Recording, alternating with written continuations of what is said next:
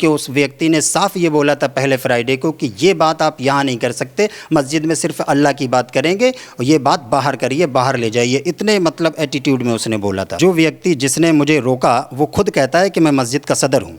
अब इस पे सवाल ये उठता है कि जब सदर की ही सोच इतनी है, इतनी ख़तरनाक और देश के हित में नहीं है, तो औरों का तो मैं क्या कह सकता हूँ। क्या हुआ आपके साथ 26 जनवरी को और किस तरीके का प्रकरण हुआ, अंदर जो बहसा बहसी हुई जिसकी वीडियो दिखाई दे रही है, क्या था पूरा मामला? मामला ये था कि गणतंत्र दिवस, राष्ट्र पर्व या रिपब्लिक डे जब पूरा देश अपना मना रहा था, अपने संविधान के इम्प्लीमेंट की खुशी में पूरा देश जब राष्ट्र पर्व मना रहा था, उसी कड़ी में मैंने भी ये सोचा, वो फ्राइडे था, तो मैंने ये सोचा कि मैं भी अपने मस्जिद में लोगों को देश के प्रति जो भी मैं जानता हूँ या जो भी मुझे नॉलेज है, जिन लोगों ने अपनी जानों के नजराने दिए हैं, उनको खिराज अक़ीदत पेश करते हुए हमें अपने देश को उन्नति की तरफ ले जाना, इसका मैं लोगों को एक मैसेज दे रहा था कि हमें अपने देश को एक अच्छा देश बनाना है। और यही जिन लोगों ने कुर्बानियाँ दी हैं, जिन लोगों ने अपनी जानों के नजराने दिए हैं, जिन्होंने अपनी जानों को देश के लिए कुर्बान कर दिया है, उनकी सही खिराज अक़ीदत यही होगी कि हम अपने देश को एक तरक्की की तरफ ले जाएं। और जैसा कि गवर्नमेंट काम कर रही है कि हमारा देश पूरी दुनिया में एक विश्व गुरु बने, और जो हमारे भारत की पहचान है कि यूनिटी एंड डाइवर्सिटी, उसको हम सारी दुनिया में पहुंचाएं। और जैसे कहा जाता है कि वसुधैव कुटुंबकम, कि the whole world is one family, और इसको अरबी में यूँ कहते हैं अल खल्क़ आयालुल्लाह, कि सारी दुनिया एक अल्लाह का कुंबा है। और अगर क्रिश्चियनिटी में जाए तो वहाँ का कहा जाता है कि everything belongs to the god. तो जब हर इंसान, हम सब आपस में एक इंसान है, तो हमें इंसानियत की बात करना है। इसी के तहत मैं लोगों को अच्छे बनने और देश को तरक्की की तरफ ले जाने में अपनी बातें रख रहा था, तभी मेरा विरोध किया गया। किस तरीके का आपका विरोध किया गया? कौन थे वो लोग जिन्होंने आपका विरोध किया? क्या आप उस मस्जिद में नमाज़ पढ़वाने जाते हैं? क्या वो लोग नमाज़ पढ़ने आए थे? यानी ये बहसा बहसी, ये विरोध का विरोधाभास शुरू कैसे हुआ? ऐसे हुआ कि मैं इस मस्जिद में तकरीबन 8 से 10 सालों से स्पीच देता हूँ, जुमे की खिताब करता हूँ लोगों को। एक मैं संदेश देने की कोशिश करता हूँ कि जब डॉक्टर APJ अब्दुल कलाम इस समाज से होकर एक इतनी बड़ी इज़्ज़त पा सकते हैं, तो हम क्यों नहीं पा सकते हैं? तो उसके लिए मैं सकारात्मक सोच रखता हूँ, पॉजिटिव सोच रखता हूँ। तो मेरे पीछे कुछ लोग जो कट्टरपंथी सोच के हैं, वो ये चाहते हैं कि मैं इस तरीके की बातें ना कर पाऊँ, वो मेरे पीछे पड़े रहते हैं। तो मैंने उनको बारहा ये कहा कि हमेशा मेरे को ख़बरें मिलती थी, लेकिन मैंने उनको नज़रअंदाज किया क्योंकि मुझे काम करना है। तो मैं डॉक्टर APJ अब्दुल कलाम की सोच को आगे बढ़ाने की पूरी कोशिश करता था। तो वहाँ पर व्यक्ति ने ये मेरा विरोध किया कि आप ये बात, यानी देश के हित की बात मस्जिद में नहीं कर सकते। इस पर मेरा विरोध किया गया और उसने मुझको रोक दिया तकरीर करने से, स्पीच देने से। आप मौलाना हैं, आप पढ़े लिखे एजुकेटेड हैं, तो आपसे ही मैं अगर जानना चाहूँ तो क्या कभी किसी मस्जिद में इस तरीके की होना चाहिए कि यदि हम अपने देश के बारे में बात कर रहे हैं, यदि हम संविधान के बारे में बात कर रहे हैं, यदि हम राष्ट्र के बारे में बात कर रहे हैं, तो क्या वहाँ रोक देना चाहिए? मैं आपसे पर्सनली ये जानना चाहता हूँ। कभी ऐसा नहीं है, कहीं भी इस तरह नहीं है कि आप बल्कि प्रॉफिट की तो ये एजुकेशन है कि आप दुनिया के जिस खित्ते में रहिए वहाँ के वफ़ादार बन के रहिए। तो जब हमारा देश होगा तभी तो हम होंगे, जब देश नहीं होगा तो अगर आप देश को हमसे हटा दीजिए तो हमारा कोई अस्तित्व नहीं है, कोई वजूद नहीं है। जब जो सच्चे भारतीय लोग हैं, जब वो सऊदी अरब के अंदर जाते हैं हज करने, तो वहाँ तिरंगा लेकर जाते हैं और वहाँ पे वो भारत की तरक्की और उन्नति की बात करते हैं। तो मुझे ये लगता है जिस व्यक्ति ने मुझको इंटरप्ट किया, रोका, वो व्यक्ति एक कट्टरपंथी विचारधारा का व्यक्ति है और उसके खिलाफ सख्त से सख्त कार्रवाई होना चाहिए। ये तो फ्राइडे, जो गणतंत्र दिवस वाला फ्राइडे था, उसमें हो गया, लेकिन दूसरे फ्राइडे को मैंने वही टॉपिक जारी रखा तो उसके कुछ साथी और आ गए उसके साथ में, जिन्होंने फिर मुझे रोकने की कोशिश की। मैं ये गवर्नमेंट, शासन और प्रशासन से मांग करूंगा कि इनके खिलाफ सख्त से सख्त कार्रवाई होनी चाहिए, क्योंकि ये वायरस की तरह फैल रहा है। पहले फ्राइडे को वो व्यक्ति अकेला था और दूसरे फ्राइडे को 2-3 उसके साथ में आ गए। तो ये एक समाज में गंदगी की तरह है, इनको जल्द समाज से गंदगी को दूर करना चाहिए, तभी हमारा भारत तेज़ी से अपना जो लक्ष्य है विश्व गुरु बनने का वो तय कर पाएगा। मौलाना साहब, शब्द क्या थे उस दिन मस्जिद के अंदर? शब्द क्या थे आपको, आपके, आप क्या वहाँ पर प्रेजेंट कर रहे थे, क्या उनको बता रहे थे, वो एग्जैक्ट शब्द क्या थे? और मैं ये सवाल दोबारा पूछ रहा हूँ कि क्या किसी इस्लाम की किताब में लिखा है, क्योंकि आप मौलाना हैं, आपने इस्लाम पढ़ा है, क्या किसी इस्लाम की किताब में, धार्मिक किताब में लिखा है कि मंदिर हो या मस्जिद हो वहाँ राष्ट्र की बात नहीं कर सकते?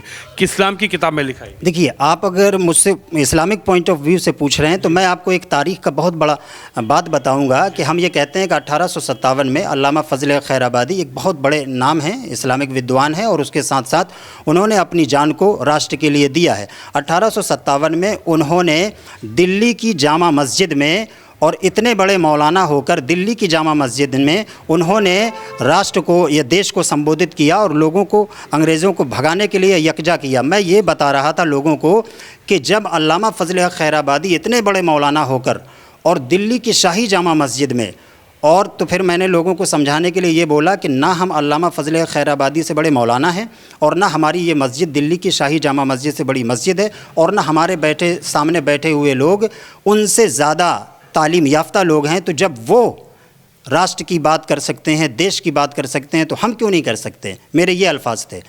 तो वहाँ पर जो मस्जिद के केयर टेकर हैं, जो मस्जिद का ख्याल रखते हैं, उनसे आपने कहा या वो भी उन्हीं के सुर में सुर मिलाते हुए नजर आए? जो व्यक्ति, सवाल तो यही सबसे बड़ा है कि जो व्यक्ति जिसने मुझे रोका वो खुद कहता है कि मैं मस्जिद का सदर हूँ। अब इस पे सवाल ये उठता है कि जब सदर की ही सोच इतनी है, इतनी ख़तरनाक और देश के हित में नहीं है, तो औरों का तो मैं क्या कह सकता हूँ? क्या लगता है आपको, किस तरीके से देखते हैं? क्या ये सब जो व्यवस्थाएं हैं, ये जो सब अभी चीज़ें शुरू हुई हैं, क्या ये अभी आपके साथ हो रही हैं या इससे पहले भी आपको कभी टारगेट किया गया है? आपको कभी इससे पहले इस तरीके की चीज़ें बोलने से रोका गया है? या आपको लगता है कि राम मंदिर का उद्घाटन हुआ, ज्ञानवापी पर बातचीत चल रही है, कृष्ण जन्मभूमि पर बातचीत चल रही है, तो ये जो सब वीडियोस निकल कर आ रही है, ये कट्टरपंथी सोच वहाँ से पैदा हो रही है? ये व्यक्ति मुझे वक्त वक्त पर कहता रहा, लेकिन सामने नहीं कह पाया। वक्त वक्त पर मुझको लोगों से इसने कहलाया या इसने अपनी बातें रखी हैं, और मैं ये जानना चाह रहा हूँ कि इस कौम का, माइनॉरिटी में जो ये कौम है हमारी, इसका हाल इतना तालीम में ऐसा हो चुका है कि अगर कोई पॉजिटिव सोच रखता है तो उसको ये रोकते हैं, और अगर कोई जोश की बात करता है, कोई वरवला अंगेज़ तकरीर करता है, तो चाहे वो गलत बात करे तब भी उसमें नारा लगाते हैं। ये इसके साथ ये हो रहा है। तो इसलिए एजुकेट करने की ज़रूरत है, तालीम देने की ज़रूरत है, और जो इस तरीके की गंदी सोच वाले लोग हैं इनको यहाँ से हटाने की ज़रूरत है, उन पर सख्त कार्रवाई हो, ताकि एक हमारा देश एक अच्छा देश बने और पूरी दुनिया में इसकी जो शान है उस शान से जाना जाए। आपने क्या किया हुआ है तालीम की यदि बात करूँ? मैं अभी देख रहा था आप ही के इस प्रांगण में लिखा हुआ था जो आपकी कह सकते हैं कि Quran with English, Quran with English, दूसरे में कुरान। माननीय मोदी जी जब आए तो उन्होंने एक नारा दिया कि एक हाथ में कुरान और दूसरे में कंप्यूटर। उसके तहत मैं भी लोगों को एक एक आप अच्छे धार्मिक भी बनिए और उसके साथ साथ अपना कंट्रीब्यूशन अपनी कंट्री को ज़रूर दीजिए, ये मेरा मेन उद्देश्य रहता है। तो कुरान विद इंग्लिश का क्या मतलब है? कुरान विद इंग्लिश का मतलब ये है कि हम ये चाहते हैं कि जो लोग कुरान को सीखना चाहते हैं, और कभी पेरेंट्स को ऐसा होता है कि क्वालिटी ऑफ एजुकेशन नहीं मिल पाती है, तो उसके तहत मैंने ये रखा है कि कभी बच्चे जाते हैं मदरसे में, जो छोटे छोटे मदरसे होते हैं, तो उसमें भी क्वालिटी नहीं मिल पाती है, और फिर ट्यूशन में जाते हैं तो उनके पेरेंट्स के सामने ये हो जाता है, उनके सामने दिक्कत हो जाती है कि वो दो जगह बच्चों को कहाँ भेजें। तो इसलिए मैंने रखा है। लेकिन मेरे इस सेंटर में हर तरीके के बच्चे पढ़ने आते हैं, जो मतलब ये ट्यूशन का काम करना चाहते हैं वो ट्यूशन का काम करते हैं, और मेरी इसमें कोई बहुत ज़्यादा फ़ीस नहीं है। जब आपको मैं दिखाऊँगा तो आपको पता चलेगा कि मैं अपने पास से ही इसमें लगा रहा हूँ, 3-4 महीने से ये चालू है। तो आप मानते हैं कि जो आपके साथ हो रहा है या ये जो मस्जिद में हुआ आपके साथ, ये एक कट्टरपंथी सोच के साथ हुआ या ये इत्तेफाक था, या आप मानते हैं कि नहीं आपने वहाँ गलत कुछ बोल दिया इसलिए उन लोगों को आपको रोकना पड़ा? मुझे जो लगता है ये कट्टरपंथी सोच की वजह से हुआ है, क्योंकि उस व्यक्ति ने साफ ये बोला था पहले फ्राइडे को कि ये बात आप यहाँ नहीं कर सकते, मस्जिद में सिर्फ अल्लाह की बात करेंगे और ये बात बाहर करिए, बाहर ले जाइए, इतने मतलब एटीट्यूड में उसने बोला था। तो बहुत गुस्से में? हाँ, बहुत गुस्से में बोला था। वो तो पूरी पब्लिक मेरे साथ थी, और अगर मैं अकेला ही व्यक्ति होता तो मुझे पूरा मैं ये मान रहा हूँ कि वो मुझे नुकसान भी पहुँचा सकता था।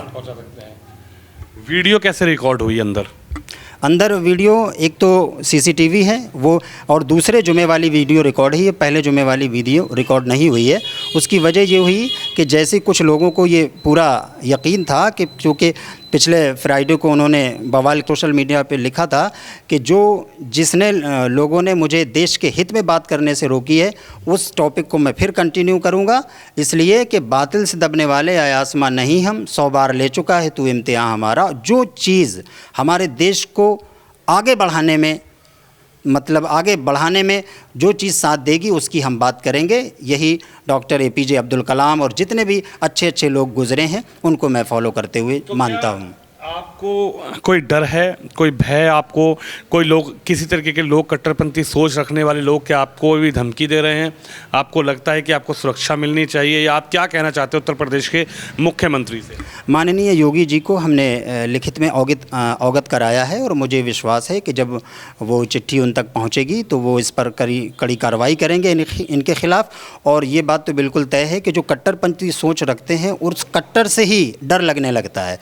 तो अब ये इनके लिंक कहाँ कहाँ होंगे, ये जाहिर सी बात है, मुझे नुकसान पहुंचाने की पूरी कोशिश करेंगे। और मुझे भी डर है, मेरी जान का भी ख़तरा है, तो इसलिए मैं चाहूँगा कि मेरी भी हिफाजत की जाए, मेरी जान की भी हिफाजत की जाए। आपने राष्ट्र की बात की, आप भारत में रहते, तो आप बोलते हैं भारत माता की जय? भारत माता की, देखिए, जब भारत को भारत माता जो बताया जाता है, जो एक देश है, जो पूरा देश है, जब सारे लोग बोलते हैं भारत माता, तो उसमें क्या है? लेकिन कुछ लोग कहते हैं कि इस्लाम में नहीं लिखा भारत माता की जय बोलेंगे तो फतवे जारी हो जाएंगे। वो अपना, देखिए, सबसे बड़ी बात यह है, मैं ये आपसे कहना चाहूँगा कि हम भारतीय मुसलमान हैं। हम जब हज करने भी जाते हैं ना, तो वहाँ हमको ये अलग से पता चलता है कि हम भारतीय मुसलमान हैं। तो भारत हमारा पहले जुड़ा हुआ है। तो इसलिए जो लोग कहते हैं वो अपना जवाब वो देंगे, लेकिन मैं ये मानता हूँ कि हम भारतीय मुसलमान हैं, इसलिए हमको जो हमारी विरासत है उसको भी बचाना है और भारत को तरक्की की तरफ ले जाना है। इस सोच के साथ मैं आगे बढ़ता हूँ। तो आप इंग्लिश भी पढ़ाते हैं, आप टीचर हैं एक तरीके से? जी, इंग्लिश। तो मदरसा पढ़ने के बाद क्या आप मदरसे में ही सब चीज़ें सीखे, या फिर मदरसे में पढ़ने के बाद आप जो हाई एजुकेशन है उसकी तरफ गए? जी, मदरसे में पढ़ने के बाद मैं KMC यूनिवर्सिटी यहीं अपने लखनऊ में वाक़ है, वहाँ मैं गया। वहाँ मैंने इंग्लिश लिटरेचर में ग्रेजुएशन किया और मुझको गोल्ड मेडल भी मिला माननीय श्री राम नायक गवर्नर जी के हाथों 2017 में। उसके बाद मैंने वहाँ से मास्टर किया, फिर लॉकडाउन लग गया। मैं बहरहाल अपना कार्य जारी रखे हूँ। जो मेरा सफ़र है लोगों को सही बात बताने का, देश को आगे बढ़ाने का जो मेरा काम है वो मैं अपना जारी रखे हुए। कैसे देखते हैं कि अभी आपको रोक दिया गया है मस्जिद में जाने से, या फिर अभी आप मस्जिद में जाते हैं, उसके बाद जो फ्राइडे पड़ा, उसके बाद जो जुमा पड़ा, आप गए वहाँ पर, या फिर आपको मस्जिद में जाने से रोक दिया गया? नहीं, रोका तो नहीं गया है, चूँकि मैं अक्सर यहाँ रहता ही नहीं हूँ, कभी दूसरी जगह कभी तीसरी जगह ऐसा रहता है। लेकिन फ्राइडे को मैं जाता हूँ मस्जिद में और जो मेरी बातें हैं उन बातों को मैं रखता हूँ। किसी ने रोका नहीं है, लेकिन मुझे डर, अपने आप में डर लगता है, इसलिए मैं थोड़ा सा बचा रहता हूँ। जो मुझे लोगों से इस तरीके की सोच वाले लोगों से डर है।